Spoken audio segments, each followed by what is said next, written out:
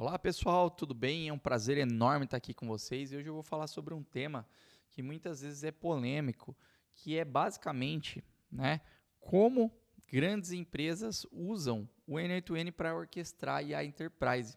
Será que realmente isso escala? Será que funciona? Como que a gente escala o N8N dentro de grandes empresas, tá? Então, antes de começar aqui com vocês, eu quero me apresentar. Meu nome é Rick Neves, eu sou fundador da Flow Grammars AI Academy, que é uma academia de educação de IA e automações. E eu também sou diretor executivo de inovação na empresa ED. Hoje, atualmente, a gente é NHN Expert Partner Premium aqui da N8N do Brasil. Somos os únicos certificados e representantes da N8N tanto no Brasil quanto na América Latina. Eu já tenho mais de 20 anos transformando em grandes empresas do mercado, trabalhando com consultoria, sempre trabalhando também com um background em tecnologia, tenho um background também em visão computacional, de inteligência artificial, trabalhei muito com automações, focado em eficiência organizacional, especialista em gestão e transformação digital ao longo dos últimos anos, tá? E também, né, ao longo aí dos últimos anos, venho me especializando muito em IA generativa e automações, principalmente com N8N, né? Aqui eu tenho a badge de certificado pela N8N, então uma prova de expert partner que a N8N promove para quem é expert partner, né? Então fomos certificados, onde a gente olha para vários âmbitos, bem interessante para entregar de fato o N8N no nível Enterprise. Quem se quiser conectar aqui comigo, quiser se conectar, quiser saber um pouco mais do meu trabalho, conectar lá comigo no LinkedIn, tem o meu QR Code aqui em cima, você vai entrar e você vai ter informações ali sobre mim. Também tem algumas premiações bem interessantes ao longo da minha carreira, né? Fiz duas transformações bem bacanas em algumas empresas que eu passei como consultor. Uma foi em 2022, premiação no Agile Brasil aqui, onde no Agile Trends, onde eu peguei o top 1, né? Eu estava liderando na frente ali, eu era o head ali de inovação, então eu trouxe esse prêmio com um case bem legal, bem interessante. E em 2025 um case dentro da CAF, que é uma empresa de combate à fraude, onde basicamente o coração da empresa é trabalhar com modelos de machine learning, de IA, visão computacional. Pegamos ali um top 3, um prêmio bem interessante. E nesse ano de 2026, já fui premiado aqui como, né, um profissional referência de tecnologia pela Changemaker, tá ok?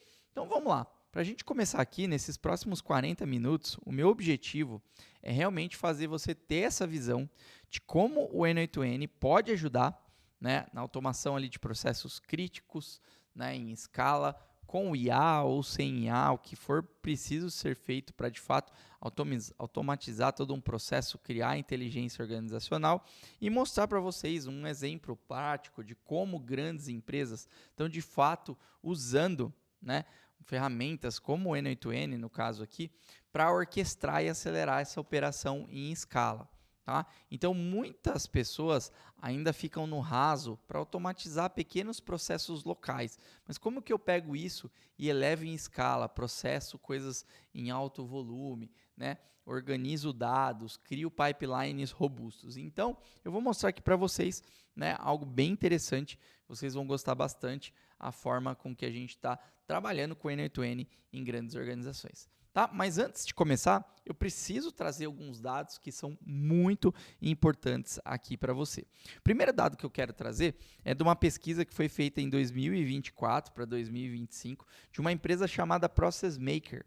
Né? Eles são referências em avaliar processos dentro das organizações que de fato eles conseguem identificar aonde existe a possibilidade de gerar um ROI extremo, assim, um retorno sobre um investimento muito grande em processos e tarefas repetitivas. Então, o primeiro dado que eles trazem aqui é que 50% do gasto em tarefas repetitivas basicamente está ali num trabalhador típico atualizando, né, documentos como PDFs, documentos Word, planilha. Então, 50% do tempo dele é gasto nesse modelo de tarefas repetitivas, tá? Então, esse é um dado bem importante que mostra o quanto uma ferramenta como o N8N, como, né, outras ferramentas também de automação são importantes para, de fato, gerar um baita de um retorno, seja ele financeiro, seja de produtividade, né? Um outro dado bem interessante que ele traz aqui é o tempo gasto em entrada manual de dados. Então, olha só, 10% do tempo de um trabalhador típico, né, ele gasta fazendo essa entrada manual de dados, que é basicamente o quê? Copiar, colar, digitar, inserir dados num sistema, migrar os dados para um CRM e tudo mais. Então, né, 10% ali do tempo, né, útil de trabalho dele durante uma semana ou durante um mês é gasto imputando muitas vezes informações e tarefas repetitivas que poderiam estar sendo automatizadas. Um outro dado que eles trazem também é a questão do 1000 mais copia e colas, ou seja, a cada semana um trabalhador típico ele realiza mais de 1000 atividades de copiar e colar, ou seja, o que significa numa quantidade em escala anual de 52 mil copiares e colares. Ou seja, tudo isso que a gente está falando aqui é um dado que muitas vezes a gente não percebe. No dia a dia nosso ele é tão corrido, né, que a gente não olha para esse mapeamento, mas essa Process Maker ele foi lá realmente no detalhe e começou a medir isso, né? Então, quando você tem o dado, você começa a medir, você tem provas de que realmente existe um desperdício gigantesco, né, de produtividade, né? E mais um outro dado aqui para complementar e que eles trazem é 90 minutos gastos com troca de sistema, ou seja, trocando o sistema. Então, aqui a gente já começa a abranger e ver a oportunidade de automação. Porque hoje a gente vive no mundo onde os sistemas eles são desconectados, né? Você tem que sair de um sistema, colocar no outro. Por mais que existam APIs, a gente está desconectado. É aí que entra uma figura, como por exemplo de um papel como o N8N, para trafegar esses dados de um lado para o outro, transformar dados, imputar dados no sistema, normalizar, fazer várias coisas desse tipo. E olha só, um trabalhador médio, né, ali típico, gasta em média 1,5 horas por semana copiando e colando dados de um sistema para outro, tá? De uma planilha para um CRM, de um CRM para um ERP e assim vai. Então, assim, se a gente soma esse conjunto de informações, né, e tudo isso, a gente está falando de um desperdício, né? Eu vou voltar aqui no slide. A gente está falando de um desperdício que dá 10,9 trilhões, né? 10,9 trilhões de dólares, né, por ano em produtividade. Então, a gente está falando de um ROI absurdo de colocar uma ferramenta como essa. E a gente está falando de um gasto extremo baseado em tudo isso.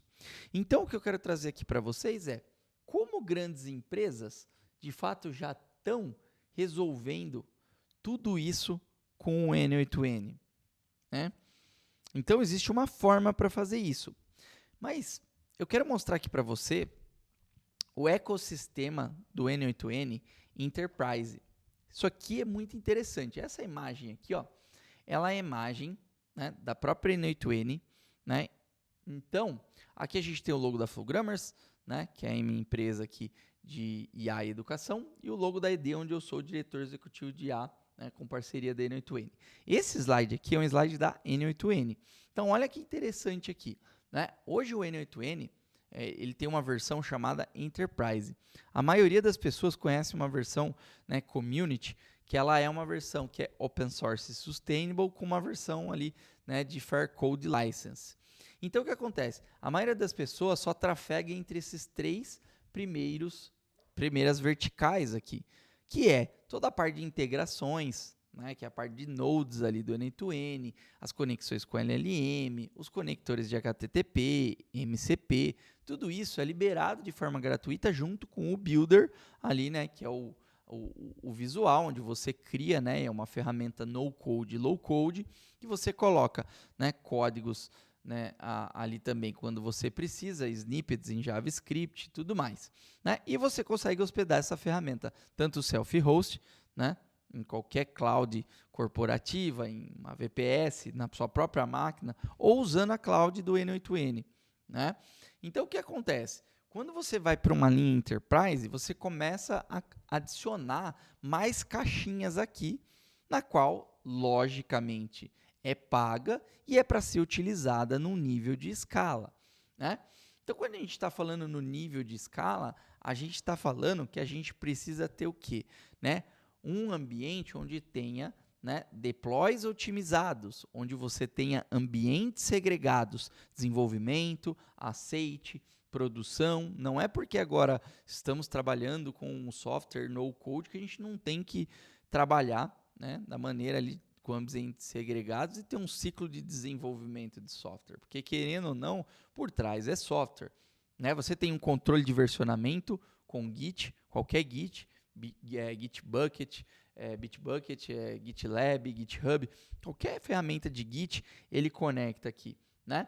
E você também tem o quê? Uma visão de escala, né? Que a gente chama de como que você escala isso, né? Como que você paraleliza os seus fluxos. Então, existe uma estrutura em que o N8N foi criado, né, onde você habilita um módulo chamado QE Mode e você consegue escalar ali os trabalhadores, que são, né, os elementos que executam os seus fluxos de trabalho. Você consegue colocar vários deles rodando vários fluxos em paralelo e trabalhar com o conceito de multi-main instances, ou seja, você consegue ter múltiplas instâncias rodando dentro do seu ambiente corporativo.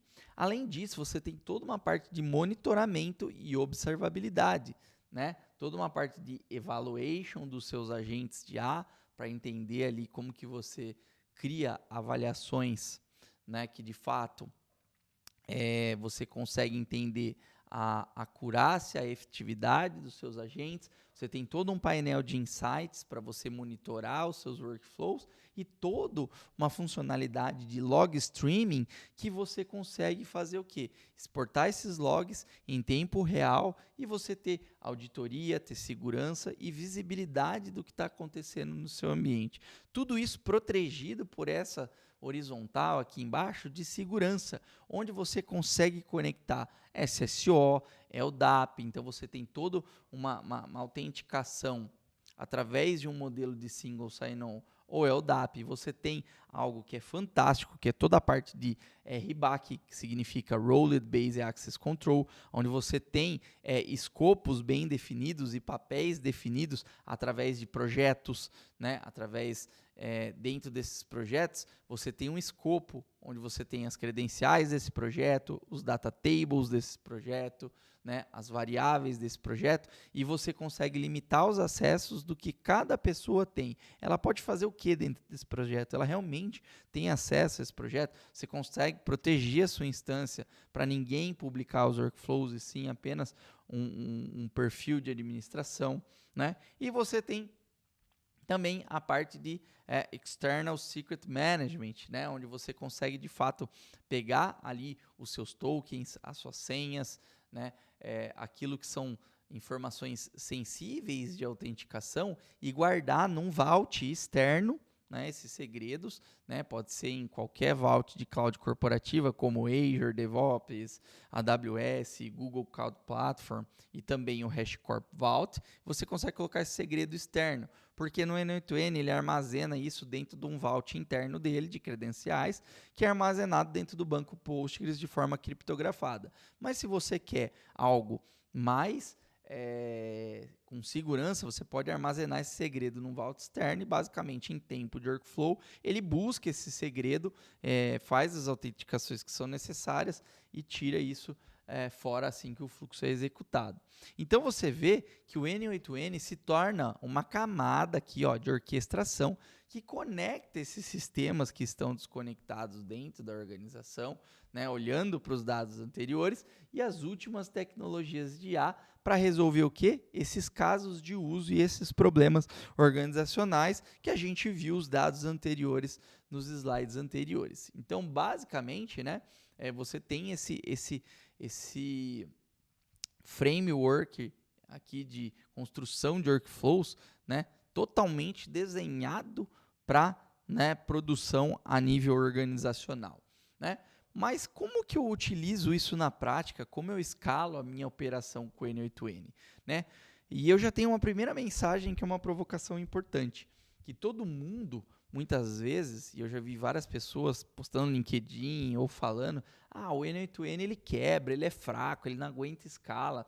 Na verdade, ele não quebra porque ele é fraco, ele quebra porque a arquitetura dele é mal pensada. A forma em que as pessoas muitas vezes utilizam tá feito da maneira correta.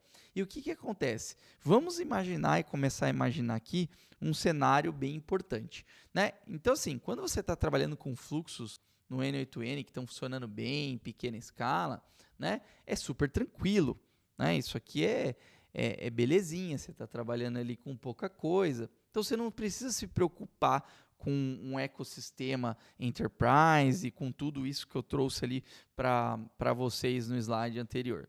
Só que, conforme você vai usando o N8N, você vai vendo o potencial dele, você começa a ver a oportunidade de começar a processar mais dados, a colocar isso em mais lugares, a ter fluxos rodando ao mesmo tempo e começa a surgir essa necessidade de processar milhares de arquivos e lidar com um alto volume de execuções. Isso é natural. E aí você começa a entender que dentro de uma organização grande, os pipelines eles são complexos. Eles começam a rodar durante a noite, não tem mais controle sobre isso. E você quer automatizar, porque você quer essa operação trabalhando 24/7. E aí começa o quê? Aparecer falhas aleatórias, travamentos, estouro de memória, e aí que vem a falácia de que, começa a dar esse monte de problema, o N8N não escala. E aí, o que acontece? O muro da escalabilidade atinge quem não leva o N8N para a escala. E para você levar o N8N para um nível de escala, você tem que, de fato, pensar em alguns elementos. Mas o que acontece quando você começa a receber esse muro da escalabilidade? Né? Você começa a ter alguns gargalos que as empresas sofrem ao escalar, por muitas vezes não entender essa visão arquitetural. Primeira coisa que começa a acontecer é sobrecarga de memória. Então você começa a processar muitos dados de uma vez, trava o servidor e derruba a instância do N8N. Tá? Então, assim, quem nunca passou por isso é que provavelmente nunca precisou escalar. Né? Eu estou falando aqui por experiência própria. Eu já derrubei o N8N várias vezes e também não tenho vergonha de falar disso, porque é com os erros que a gente aprende. Né? E para chegar nesse nível de escala, entender as coisas acontecer, você precisa saber, né, como de fato você configurar a sua infraestrutura certa e desenhar seus workflows da maneira correta. Né? E você começa a ter o quê? Limite de requisições de serviços externos. Então, muitas vezes você está chamando APIs como OpenAI, Supabase, outros tipos, né, de APIs aí, que impõem restrições que podem bloquear, que podem limitar seus fluxos. E para isso, você precisa ter mecanismos que fazem com que você tenha retries exponenciais com backoff, né? Existe uma série de padrões e bons padrões para você fazer isso funcionar de uma maneira correta, e é possível sim fazer isso com o N8N. Outra coisa que você começa a ter é o que a gente chama de inchaço de banco de dados. Ou seja, você começa a acumular tanto dado de execução que começa a girar grandes gigabytes de histórico que começam a degradar o desempenho do seu N8N, do seu banco de dados e causar falhas. Então é importante você entender como que você configura o seu N8N para expurgar esse dado, para de fato não ficar gravando execuções desnecessárias que você não precisa ter, né? E trabalhar com um log streaming, que é muito mais profissional do que você, de fato, ficar inchando o seu banco de dados.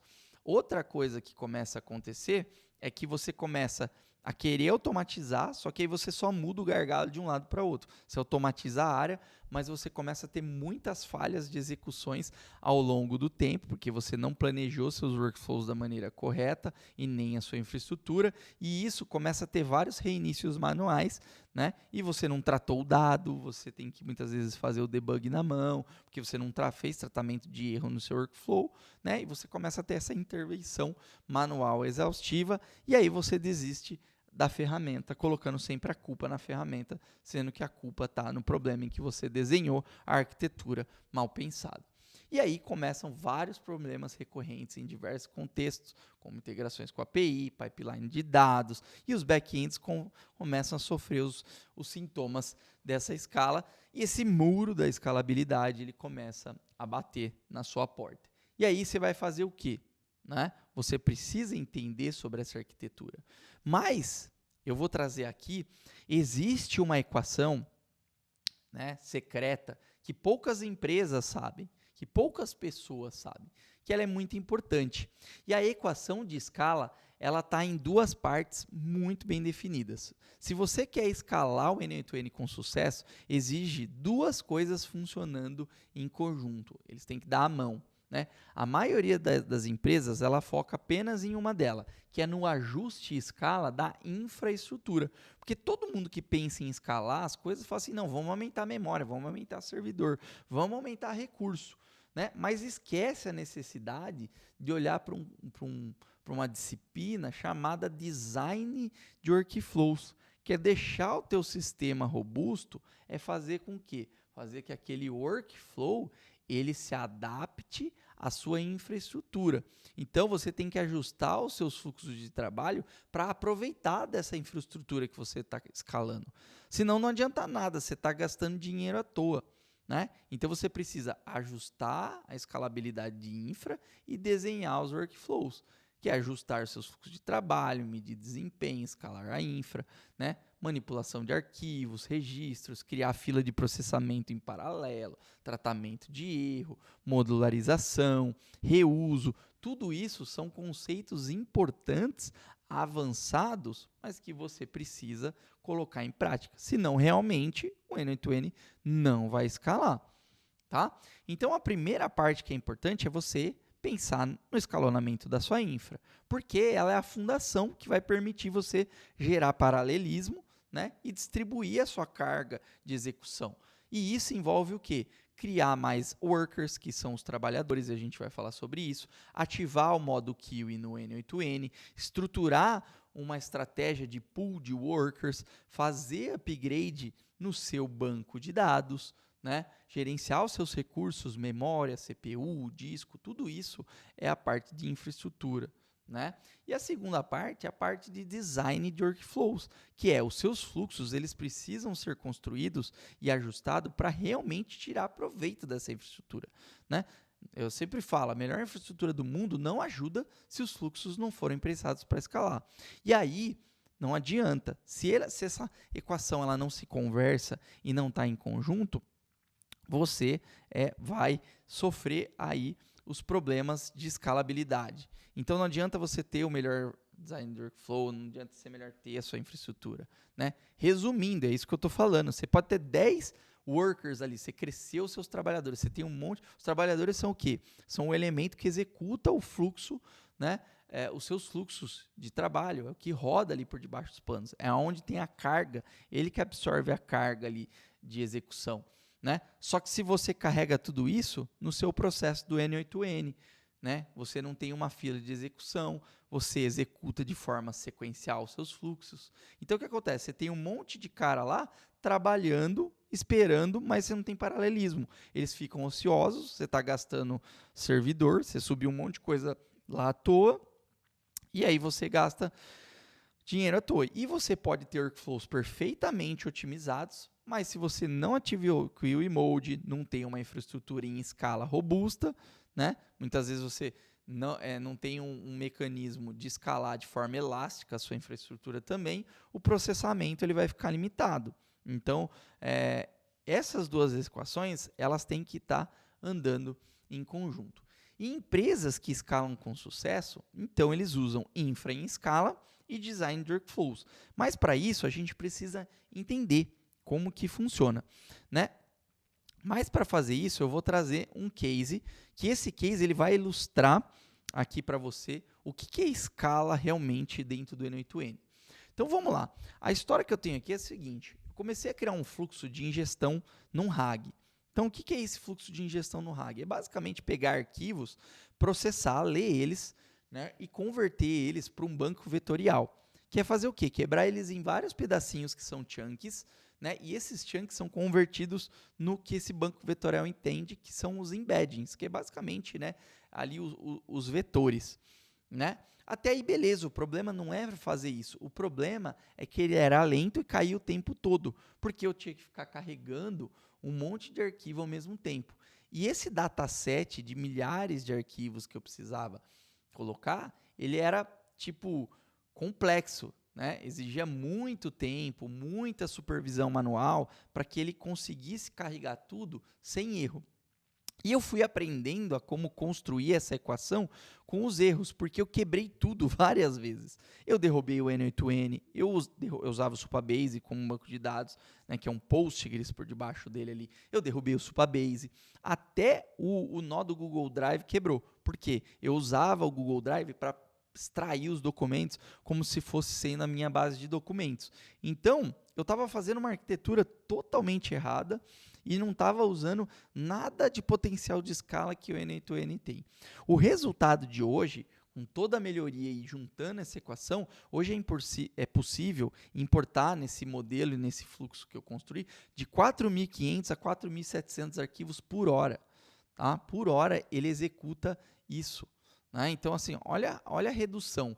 Teve uma redução que não foi marginal, teve uma redução brutal, que foi de 95% de redução do tempo de processamento por arquivo. Mas não quer dizer que foi a questão do arquivo. Na média, eu levava 26 segundos por arquivo, passando para apenas 1 segundo. Mas não é porque é o tempo de processamento e rodar o arquivo, é porque eu consegui paralelizar as coisas e aproveitar dessa infraestrutura e escala.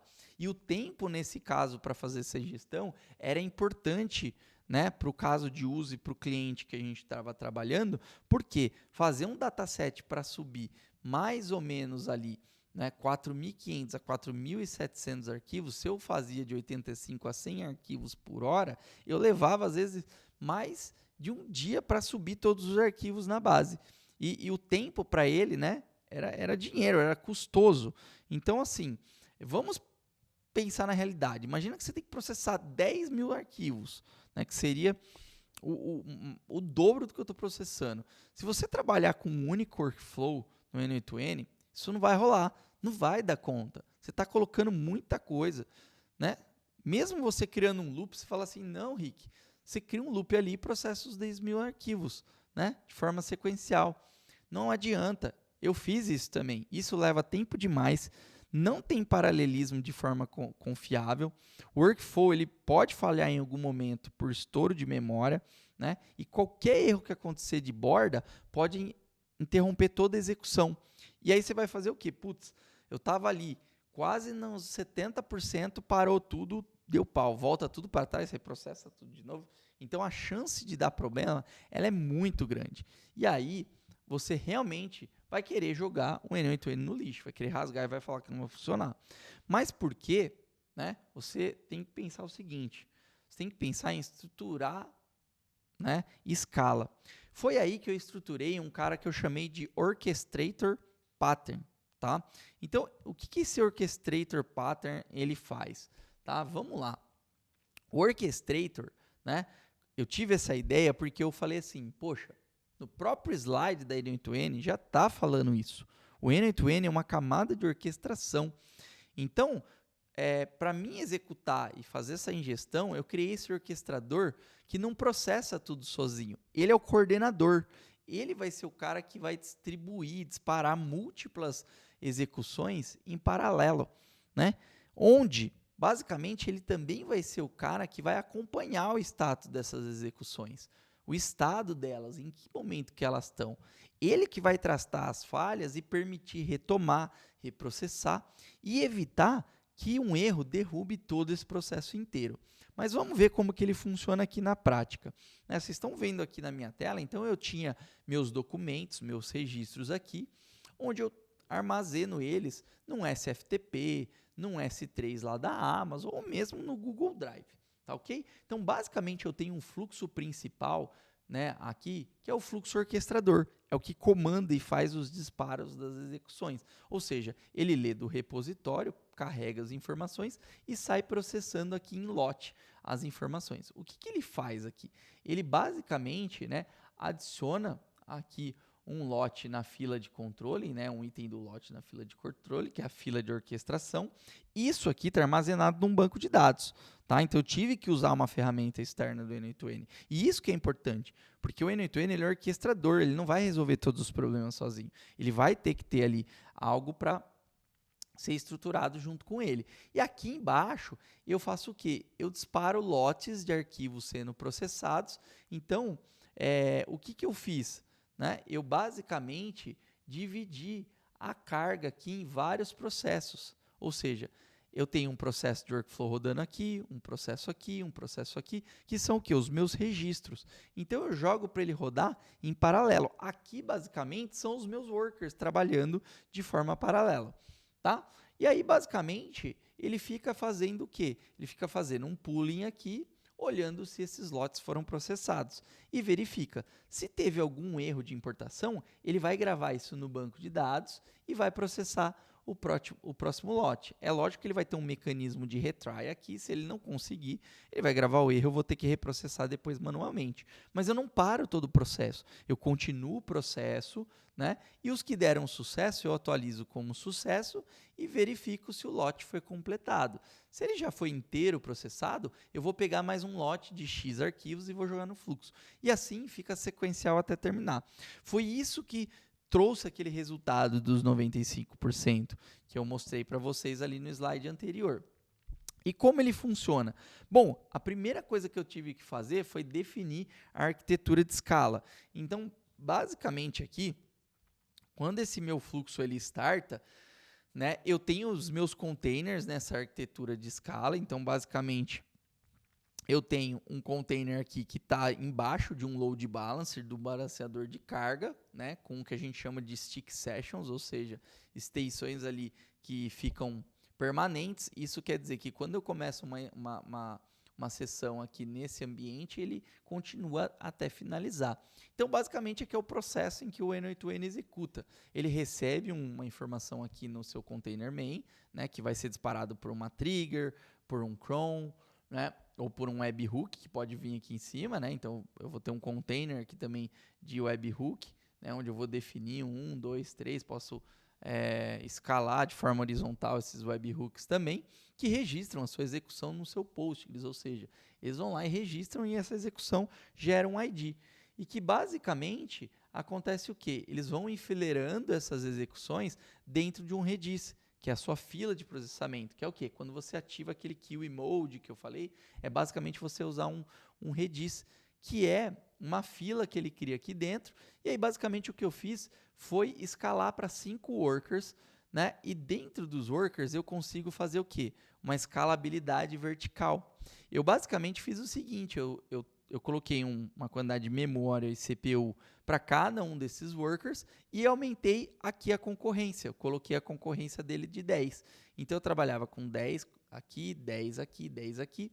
Né? Se eu for pegar, eu tenho 5 workers rodando, ou seja, 5 trabalhadores. Então, se eu multiplicar por 10, eu posso ter 10 processos rodando em paralelo. E, basicamente, isso é o tamanho do meu batch que eu coloco ali no meu fluxo. Então, eu rodo batch de 50 em 50. Eu carrego 50 arquivos, distribuo, processo. Quando termina o lote, eu pego mais 50 e assim eu fico de forma constante. O segundo momento é buscar a lista de arquivos. Ou seja, no comecinho do orquestrador, eu busco a lista, mas eu não vou lá, basicamente, e faço o quê? Eu busco a lista e carrego tudo na API. Né? Então, a tentativa inicial aqui, né, para buscar, foi o quê? Pelo Google Drive. E eu não tive sucesso em relação a isso, porque a API do Google Drive ela é lenta para atualizar. E muitas vezes atualizar, trazia as listas ali dos documentos desatualizadas. Então, isso quebrava o processo inteiro. A solução completa para fazer isso acontecer, né, foi levar tudo isso diretamente para um servidor SFTP. E um SFTP próprio. Basicamente ali, um SFTP em Ubuntu da Linux, né? Tinha algumas pastas, alguns arquivos lá para trabalhar, muito mais rápido, muito mais confiável, sem camadas de API no meio, né? Conexão direta ali via SFTP puro, tá? E basicamente tem um nó dentro do N8N para você fazer isso de uma forma bem simples. Então, assim, isso aqui já foi o primeiro pulo do gato, né? Olhar ali, muitas vezes você tem que falar, poxa, eu preciso remover esse nó aqui e achar uma forma melhor de fazer, né? E isso foi um pulo do gato bem interessante. O segundo foi separar em pequenos lotes, como eu falei, né? De vez eu processar os 10 mil arquivos, um a um ali, 5 mil arquivos, eu usei o Loop Over Items ali do N8N para dividir em batches de 50. E isso não derruba meu N8N. Né? E eu mantinha a fila sobre controle através do estado do banco de dados e tinha o paralelismo através dos workers. Né? E por que usar batches em vez de tratar tudo de uma vez? Né? Eu sempre falo. É a questão da gestão de recursos. Né? Se você colocar milhares de jobs ali, muitas vezes simultâneos, você pode sobrecarregar o Redis, né? Sobrecarregar ali aquela fila que é o Redis. E isso vai fazer o quê? Tornar esse monitoramento inviável. Porque também não adianta nada você ter ali uma alta capacidade, milhares de processos rodando do N8N, mas qual é a observabilidade disso? E se cair? Né? Você pode ter o rate limit. Então, muitas vezes você tem uma rigidez das APIs ali que também não adianta. Você vai ter um limite de escala.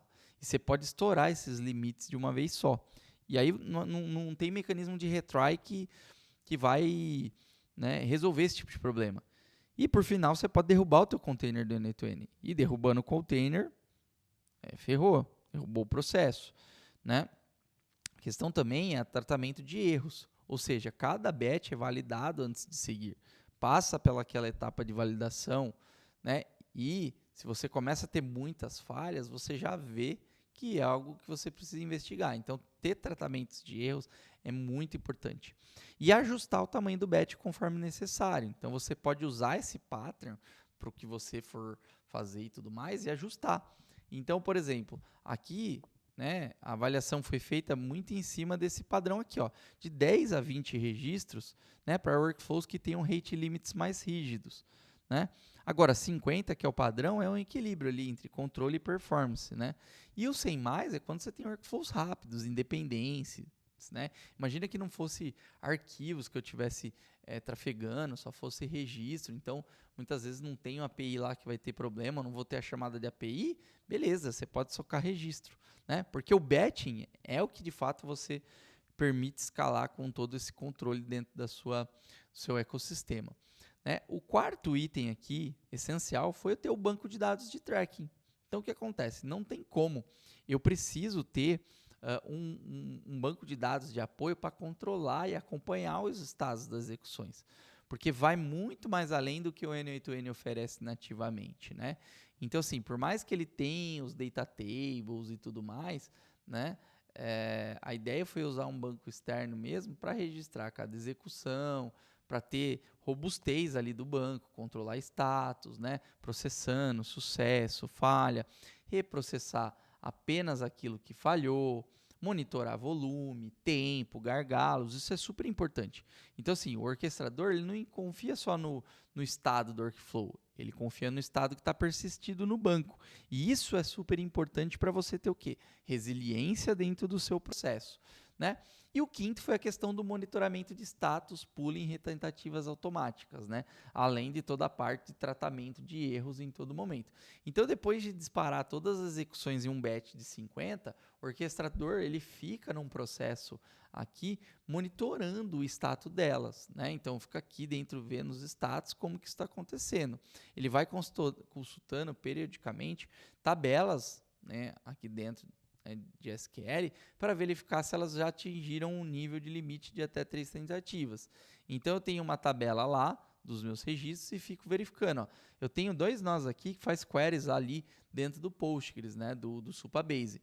Então, quando ele vai tentando encontrar erro, ele executa automaticamente o workflow via webhook e incrementa o contador de retries. Né? Então, tem um contador aqui que fica, né, batendo aqui, incrementa, tenta de novo, batendo, tenta de novo. Né, até realmente resolver.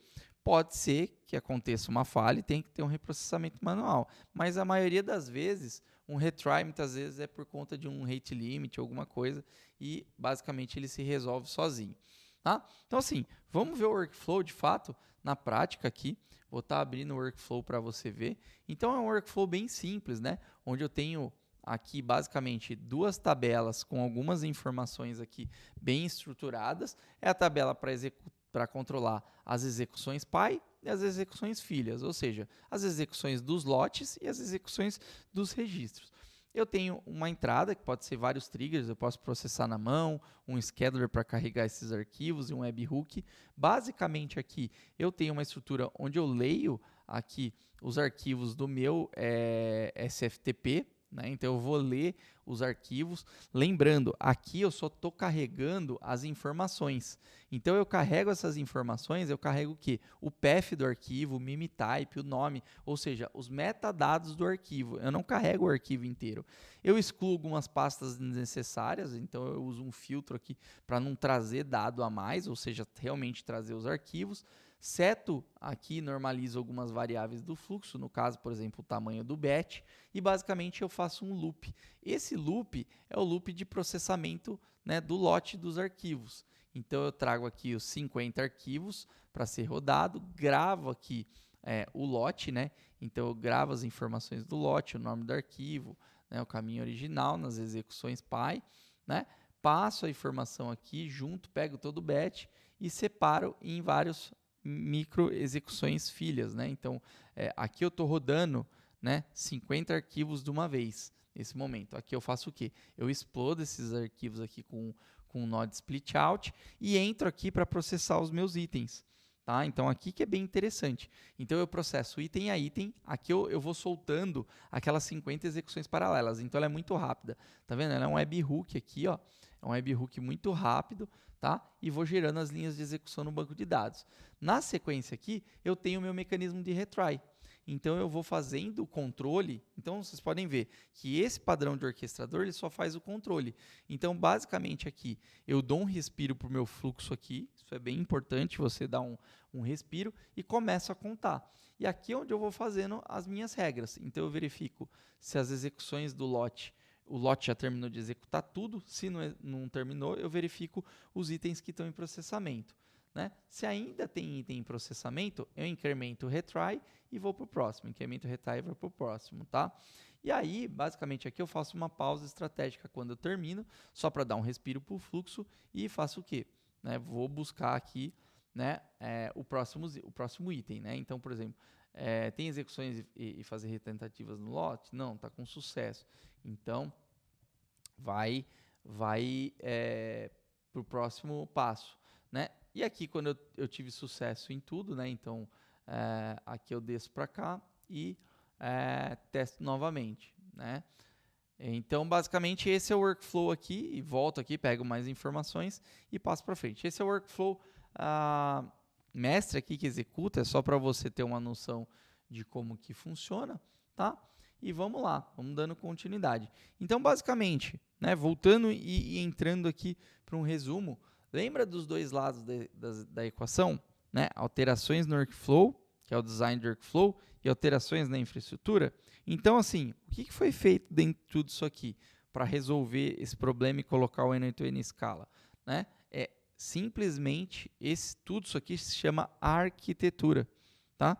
Que é criar um orquestrador para processamento em lote paralelismo, dividir os workflows monolíticos em módulos reutilizáveis, né? Ou seja, um workflow para coordenar, um workflow para executar, colocar processamento em batch, né?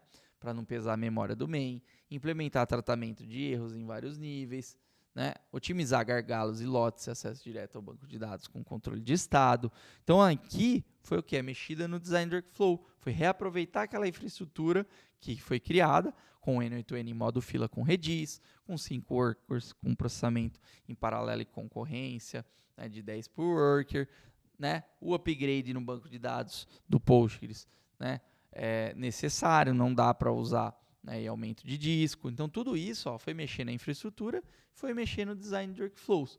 A conclusão, e é o que a gente chega aqui, o quê? Arquitetura, infraestrutura, design de workflows, eles são cruciais para você alcançar uma escala real com estabilidade e performance. Sem isso, não adianta, você vai realmente bater de cara no muro da escalabilidade. Então, se você quer evoluir, quer aprender o N8N num nível Enterprise, a gente tem aqui dentro da Flowgrammars, né, uma formação chamada AI Automation Expert com N8N. Só hoje aqui a gente está oferecendo para vocês que estão vendo essa palestra 15% off. Aqui tem o QR Code, basta você apontar. Eu tenho certeza absoluta que isso e muito mais são várias horas te ensinando boas práticas de trabalhar com o N8N e escalar, levar o N8N para grandes empresas e para você se tornar um profissional, um gestor de automação, um arquiteto de automação e inteligência artificial de sucesso no mercado. Então, se você quer adquirir, é só clicar aqui no QR Code que já vai te levar ali para a página. Vai ser um prazer enorme, tá? Ter você aqui e tá podendo passar esse conhecimento para você. Tá ok? Então, é isso, né? Muito obrigado. Antes de finalizar aqui, eu quero fazer um agradecimento a todo mundo aí da organização. Muito obrigado aí por ter oferecido o espaço para trazer todo esse conhecimento aqui. Espero que você tenha gostado, né? E a gente vai aí com certeza se falando. Se conecta comigo ali no LinkedIn. Foi um prazer enorme tá aqui expondo esse conceito. E se você quer estar junto com a gente lá na Flowgrammars, vem também. Tem uma comunidade muito bacana. A gente tem encontros semanais, né? Encontros mensais. Tem laboratórios mostrando fluxo como esse funcionando, que vai ser muito importante, tá ok? Pessoal, muito obrigado e a gente se vê numa próxima.